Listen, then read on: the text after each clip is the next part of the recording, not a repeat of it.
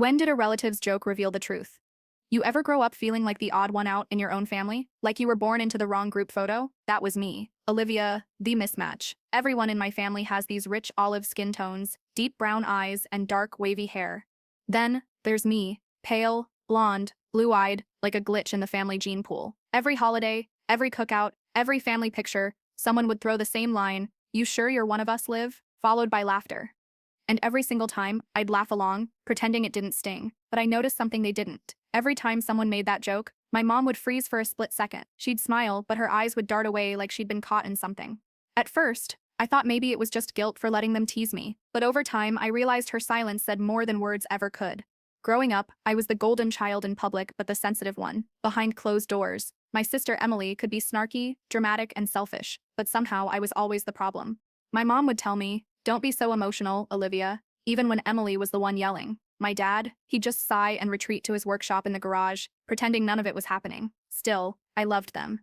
I craved their approval. Family meant everything to me, even when it hurt. Then came Thanksgiving, the one holiday where all our family chaos collided under one roof. Aunt Judy, my mom's older sister, was always the loudest person in the room. She had this kind of energy that filled every corner, part comedian, part hurricane. Everyone adored her, even when her jokes cut deep, and for as long as I could remember, I'd been her favorite punchline. "Hey Liv, did the stork drop you off at the wrong house again?" Or, "You sure you're not the neighbor's kid?" I'd roll my eyes, smile, move on, but this year felt different. Maybe it was me getting older, more aware of what people really mean when they laugh too hard at your expense. Or maybe it was the way my mom flinched when Aunt Judy poured her third glass of Chardonnay and started running her mouth. The atmosphere that night felt thick, electric, like something was about to snap. As I set the table, I caught my mom staring at me, like, really staring. I asked, "What's wrong?" She blinked fast, smiled, and said, "Nothing, sweetie. You look beautiful." It should have made me feel good, but it didn't. It felt final, like she was memorizing me. Dinner started off the usual way, too loud, too many overlapping conversations. My dad carving the turkey while Judy made commentary about his technique. Emily bragged about her new promotion, and my mom looked proud but tired. I laughed, passed the potatoes, tried to blend in, but I couldn't shake the weight in the air. Then it came, just as we were finishing our first round of wine. Aunt Judy looked at me, her eyes glassy with booze and mischief. "You know," she said, grinning wide, "it's kind of wild how you look nothing like anyone in this family." Everyone chuckled, except my mom. I smiled politely, saying, "Yeah, I get that a lot," but Judy wasn't done. She tilted her head, swirling her wine. "Well, I guess we all know why now, huh?" The room went dead silent. You could have heard a pin drop. My dad froze mid-bite. Emily's jaw literally dropped, and my mom, her hand trembled as she set her wine glass down. She didn't laugh. She didn't scold Judy. She just stared at her. My stomach twisted. "What does that mean?" I asked, my voice breaking a little. Judy's smile didn't waver. She leaned back, smirking. "Oh, come on, Liv. Don't look at me like that. Ask your mom." Everyone's eyes turned to my mother. She looked pale, terrified, like her entire world was unraveling right there in front of the mashed potatoes. My heart was pounding so hard I could barely hear my own voice when I said, "Mom, what is she talking about?" And that's when I knew, the laughter, the jokes, the years of feeling different, it wasn't just coincidence. It was something they'd all been avoiding, something my mom had been hiding. And in that moment, sitting at that perfect Thanksgiving table, surrounded by family I thought I knew, I realized this wasn't going to be just another holiday dinner. This was the night my entire life was about to change. You know that kind of silence that doesn't just fill a room, it chokes it? That's what it felt like. Aunt Judy was still smiling, smug, her wine glass dangling between her fingers like she'd just dropped the punchline of the century. But no one laughed. My mom's face went completely blank, not angry, not embarrassed, just terrified. My dad shifted in his chair, muttering, "Judy, that's enough." But Judy just laughed, high-pitched and sharp. "Oh, don't play innocent, Tom. You've been playing along for years." I looked between them, my mom, pale and shaking, my dad's eyes darting toward me, then away. That's when my chest tightened. Playing along for years? What did that even mean? "Someone tell me what's going on," I said, trying to keep my voice steady. Nobody answered. Emily tried to change the subject. She grabbed the gravy boat and said too loudly, "So, who wants?" I slammed my hand on the table. "No, enough. Someone talk." My mom stood up so fast her chair screeched across the floor. "That's it, dinner's over." She grabbed her wine glass and headed for the kitchen, her heels clicking like gunshots. My dad followed her, but I wasn't done. "No, Mom, you're not walking away again." Judy's laughter trailed behind me as I followed my parents into the kitchen. "Guess the truth's out now," she sang, pouring herself another glass. The kitchen smelled like turkey and tension. My mom's back was turned, her hand gripping the counter. My dad whispered something to her, but she just shook her head, tears falling silently. "You want to tell her, or should I?" he asked quietly. Tom, please, she whispered. I snapped. Tell me what? My mom turned around, and that's when I saw it. The kind of pain that doesn't come from embarrassment. It was guilt. Heavy, years-old guilt. It's not what you think, she said. Then what is it? I demanded. She took a long, shaky breath, then said, You're our daughter, Olivia. Nothing changes that. I stepped closer. That's not an answer. She looked at my dad again, but he couldn't even meet my eyes. Mom, I said, my voice cracking. Now, what did she mean when she said everyone knows why I look different? My mom started crying, not the delicate movie kind, the ugly kind that shakes your shoulders. Please, Liv, let's not do this right now. That's when something in me broke. Do what? Find out why I've been the family joke my whole life? Find out what everyone else already knows? The kitchen door swung open and Aunt Judy appeared, holding her wine glass like a trophy. Oh, stop the dramatics, Karen. She deserves to know. You've been hiding this for nearly 30 years. You think keeping secrets makes you a good mother? Get out, Judy, my mom snapped, her voice shaking. Judy leaned against the doorway, smirking. Oh, I will, but not before I say this. You always thought you were better than me, didn't you? At least I didn't lie to everyone I loved. My dad shouted, Enough, and slammed his hand on the counter. The sound made everyone flinch, even Judy shut up for a second. Then my mom whispered, She's right. And the room went still again. I felt dizzy. Right about what? Her eyes met mine. I made a mistake, a long time ago, before you were born. The room blurred for a second, like my brain couldn't process what my ears were hearing. I said, barely above a whisper, What kind of mistake? My mom looked down at her shaking hands, and that's when Aunt Judy's voice cut through, smug and cruel, the kind that has a different father. The world stopped. My ears rang. My hands went cold. No, I said, that's not true. My mom's tears were answer enough. I backed away, heart racing, vision tunneling. You lied to me, my whole life? My dad tried to reach for me, but I pulled away like he'd burned me. You knew? He didn't answer. That was the answer. Judy just smiled, whispering, Happy Thanksgiving, sweetheart. I don't even remember leaving, just the sound of my mom sobbing, my dad shouting my name, and my aunt's laughter echoing in my ears as I walked out into the cold night. My breath turned to fog, my hands shaking as I got in my car and slammed the door. The silence inside was deafening. My reflection in the windshield looked like a stranger's, and for the first time in my life I realized maybe that's what I'd been all along, a stranger in my own family. But deep down, under the hurt, under the shock, a darker question started forming. If Aunt Judy knew this secret for years, what else had she been keeping? And why tell me now, like this? Something told me this wasn't about me at all. This was revenge, and I had no idea why. I barely slept that night. My mind was replaying every Thanksgiving, every weird look, every you look just like comment that used to confuse me. I thought it was family teasing. Now I realized it was pity. By morning, my pillow was still damp from tears, and my phone was blowing up with missed calls from my mom. I didn't answer. I couldn't.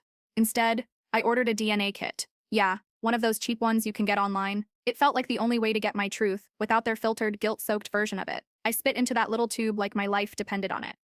And then I waited. But waiting makes people crazy, especially when your whole world has just cracked open. I kept scrolling through old photos trying to see if I looked like my dad. The same jawline, the same eyes. I couldn't tell anymore. My brain was poisoned by doubt. A week later, something strange happened. I got a letter. Not an email, an actual letter in the mail. No return address, just my name written in neat handwriting that looked vaguely familiar. Inside was one sentence, typed on plain white paper. You don't need a DNA test to find the truth. Just ask who was in the photo from '96. That's it. No signature, no context. But I knew it was about my mom. '96, the year before I was born. My hands were shaking as I ran upstairs to the old photo albums. I tore through them like a madwoman until I found one labeled, Family 1996. My mom looked younger, glowing, with her signature red lipstick and bright green eyes. My dad was there too, smiling stiffly, like always. But then there was another man in a few pictures. Tall, broad shoulders, black hair, olive skin, piercing eyes. I froze. He had his arm around my mom in one shot, not in a flirty way, but there was something there, something intimate. The caption under the picture said, Karen and James at the lake house. James. I didn't recognize the name. I grabbed my phone and searched my mom's Facebook friends, and there he was. Same man. A bit older now, but those eyes, my eyes. I felt sick. I didn't even think. I sent him a message. Just one line. Hi, this is Olivia, Karen's daughter. I think we need to talk. He didn't reply. Not that day. Not the next. But 2 nights later, around midnight, someone knocked on my apartment door. 3 slow knocks. I froze. No one knocks at midnight unless it's bad news or a drunk neighbor. I peeked through the peephole, and my heart nearly stopped. It was him, the man from the photo, James. I didn't even think. I opened the door. Olivia? He said, his voice deep, quiet, familiar in a way that sent chills down my spine. Yeah, I said, clutching the doorframe. That's me. He took a deep breath. Your mother doesn't know I'm here. The hallway light flickered above him, and for a split second, I thought, maybe I shouldn't have opened that door. Why are you here? I asked. He looked down, then met my eyes again. Because you deserve to know the truth before she buries it again. I stepped aside. Come in. He hesitated, glanced over his shoulder down the hallway, like someone might be watching, and then stepped inside. He looked around my small apartment, hands shaking slightly. You look exactly like her, he said softly, but your eyes, those are mine. The room felt like it was closing in. So it's true, I whispered. He nodded slowly. Yes, I'm your biological father. I just stood there. No tears this time, no anger, just a deep, cold stillness. But why now? I asked. Why after all these years? He sighed.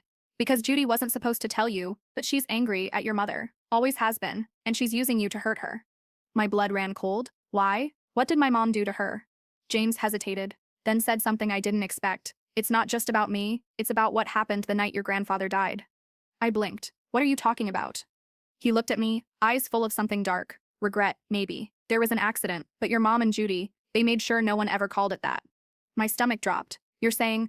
He interrupted quietly. I'm saying your mom's not the only one who's been keeping secrets. You're standing in the middle of a family cover-up, Olivia, and Judy's about to blow it wide open. And just like that, every hair on my body stood on end, because I realized something terrifying. If Judy was willing to expose my paternity just to get revenge, what would she do with something worse? And then, as if on cue, my phone buzzed. A new message, from an unknown number. He shouldn't be there. You're in danger. I looked at James. He looked back at me. And I suddenly wasn't sure who the message was warning me about. The message glowed on my screen. He shouldn't be there. You're in danger. I felt my pulse spike. My stomach dropped so fast it made me dizzy. I looked up from my phone at James, the man who had just told me he was my biological father, standing in my tiny living room, eyes dark and unreadable. He noticed. What's wrong? He asked, his voice careful. Nothing, I lied, trying to stay calm. It's a work message. He didn't look convinced. He studied me for a moment, then exhaled slowly and sat on the couch. Your mom, she's not going to take this well when she finds out we talked. My phone buzzed again. Another message. He's lying. Check the photo album again. There's another picture. Back cover. I swallowed hard. My hands trembled. Whoever was texting me knew exactly what was happening. I needed time to think. Can I get you some water? I asked, already heading toward the kitchen. He nodded. Sure. The moment I turned away, I opened the photo album again, flipping to the back cover. There was a single loose photo tucked behind the cardboard flap. I pulled it out and nearly dropped it. It was the same lake house, same summer. But this time, my mom and Judy were both there, and between them, standing on the dock, was James. Only this time, Judy's hand was on his chest, not my mom's. My heart was pounding so loud I could barely think. I flipped the photo over. On the back, in faded blue ink, someone had written, "Karen took what was mine." I stared at the words, feeling the air leave my lungs. My mom took what was hers. What did that mean? I turned back toward the living room, and froze. James was standing now, holding my phone in his hand. Who's texting you, Olivia? He asked, his tone sharper now. My stomach twisted. Give that back, I said, stepping forward. He didn't move. Who knows I'm here? I don't know, I said, panic rising in my throat. His jaw tightened. I didn't come here to hurt you. I came here because your mother lied to both of us. She told me you died? I blinked, stunned. What? He nodded, eyes glassy. She said she miscarried. That's why I stayed away. That's why I didn't fight for you. Judy told me the truth years later. She showed me pictures of you growing up. Secretly, I wanted to reach out, but your mom threatened me. It sounded insane, like a twisted soap opera, but his voice cracked when he said it. She said, if I ever came near you, she'd tell everyone about the accident, he whispered. That word again? Accident. What accident? I asked, stepping closer. He looked at me, and for the first time, I saw fear in his eyes. You need to ask your mom about that. Or better yet, Judy. She's the only one who'll tell you the whole story. Before I could say anything, there was a loud knock at the door, sharp, angry, urgent. We both froze. Olivia, open this door right now. It was my mom. My heart stopped. She must have tracked my phone. She's done it before when she's worried. James went pale. She can't see me here, he whispered. Why? She'll lose it. Just trust me. Olivia, her voice cracked. He's not who he says he is. I looked at him, then at the door. I was trapped between two people who were supposed to love me, both spinning different versions of the truth. Open this door, honey, my mom pleaded. Please. James shook his head. Don't. And I swear, for a split second, I thought about running, grabbing my keys, bolting down the stairs, disappearing. But before I could move, My mom shouted, "He's not your father, Olivia. He's your uncle." I froze. The words slammed into me like a punch. James's face went white. "She's lying," he said hoarsely. "Don't believe her." I didn't know what to believe anymore. My chest was tight, my ears ringing, my hands numb. I turned the lock slowly, and when I opened the door, my mom pushed inside like a storm. Her eyes went straight to James. "Get out," she hissed. He didn't move. "She deserves to know." Mom looked at me, voice trembling. "He's my husband's brother, Olivia. He's your uncle, not your father." James's voice broke. "That's not true. You told me she was mine." Mom shouted, "I told you that to make you stop threatening me after what you and Judy did that night." "Stop!" I screamed, tears spilling down my face. What the hell happened that night? Neither of them spoke, just heavy breathing, the kind that fills silence with terror. Finally, my mom whispered, "You were never supposed to find out." James turned away, running a hand through his hair. Too late. Mom stepped forward, eyes filled with guilt. "The night your grandfather died, it wasn't an accident. Judy and James were there. Your father found out about their affair. He tried to confront them and your grandfather got caught in the middle. He fell, hit his head. They covered it up, said he slipped." I felt like I was drowning. "So you knew? You've all been lying for decades?" She nodded, tears falling. "We thought we were protecting the family." I couldn't breathe. My own family, the people I trusted most, had built their lives on a secret buried in blood and lies. And in that moment, I knew the Thanksgiving joke wasn't the real bombshell. It was just the match that lit an explosion waiting years to go off. But as my mom and James screamed at each other, my phone buzzed again. "They're still lying. Check the attic. The truth's up there." And that's when I knew this nightmare wasn't over yet. I didn't sleep that night. I sat on my bed staring at my phone, rereading the last message over and over again. "They're still lying. Check the attic. The truth's up there." It was 3 a.m., and the whole house was silent, except for my heartbeat hammering against my ribs. My mom was downstairs, crying quietly in the living room. James had left hours ago after an explosive argument that ended with her screaming, "You ruined everything." And maybe he had, or maybe she had, or maybe they all had. I don't even remember deciding to move. One second I was sitting there, and the next I was standing at the base of the attic ladder. My hands were shaking as I pulled it down, the wooden steps creaking like they hadn't been touched in years. Dust and cold air hit my face as I climbed. The attic was pitch black except for the sliver of moonlight leaking through the small window. Boxes, old furniture, a few Christmas decorations, nothing unusual. But something smelled off. Musty, yes, but also metallic, like old pennies. I turned on my phone's flashlight and started scanning. My heart stopped when the beam hit a trunk, an old wooden chest with rusted metal corners. I'd never seen it before. It had KL carved into the lid, my grandfather's initials. My stomach dropped. The lock was broken. I crouched down, lifted the lid, and the smell got worse. Damp, metallic, sour.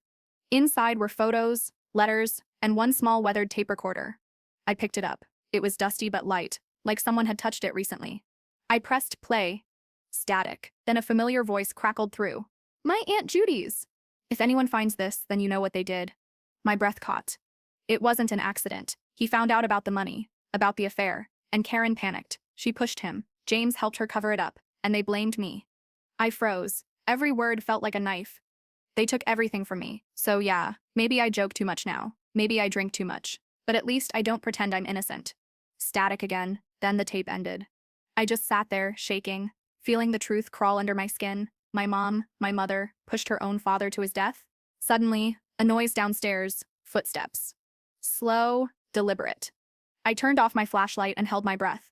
The attic door creaked. Someone was coming up. "Olivia," my mom's voice floated up, low, trembling. "Honey, are you up there?" I stayed silent. "I know you found it," she said softly. "Please, just come down. We can talk." My hand gripped the recorder so tight, my knuckles hurt. "I never meant for you to find out this way," she whispered, her foot on the first step. "It was an accident. I swear to God, it was an accident." Her voice cracked. "He wasn't supposed to die. He slipped," and I panicked. "Your aunt. She's the one who told everyone I did it on purpose." I took a shaky breath. "Then why did you hide it?" She froze mid-step. "Because your father said if the truth came out, we'd lose everything. He couldn't survive another scandal. I had to protect the family. Protect you." Her voice softened. "You understand that, don't you, Liv?" I wanted to scream, but all that came out was a whisper. "You lied my whole life." Tears streamed down her face. "You were too young. You wouldn't have understood." "I understand now," I said quietly, holding up the recorder. "And so will everyone else." She went still. "What is that?" "Judy's confession." Her eyes widened. "No, no, no, no." She climbed faster. "Give it to me, Olivia." "Don't come any closer," I warned, backing toward the window. Her hand reached out. "You don't know what you're doing." "I'm telling the truth. I said, for once. She lunged, and the ladder slipped. I screamed as she fell backward, her body hitting the hardwood floor below with a thud that echoed through the whole house. Everything went still. I didn't move for a full minute. My whole body was shaking. Then finally, I climbed down, heart pounding. She was breathing, barely, but conscious. Her eyes flickered open. Don't tell them, she whispered weakly. Please. I looked down at her, tears burning my eyes. You had 30 years to tell the truth. Then I walked away. The next day, I turned the tape over to the police. Judy was questioned, my mom was hospitalized, and the local paper wrote a small, strange article about a decades-old family tragedy resurfacing. No names mentioned, but everyone knew. And for the first time in my life, I wasn't the odd one out. I was the only one standing in the light while the rest of them stayed buried in their lies. That Thanksgiving joke? It didn't just expose a family secret, it set me free from one.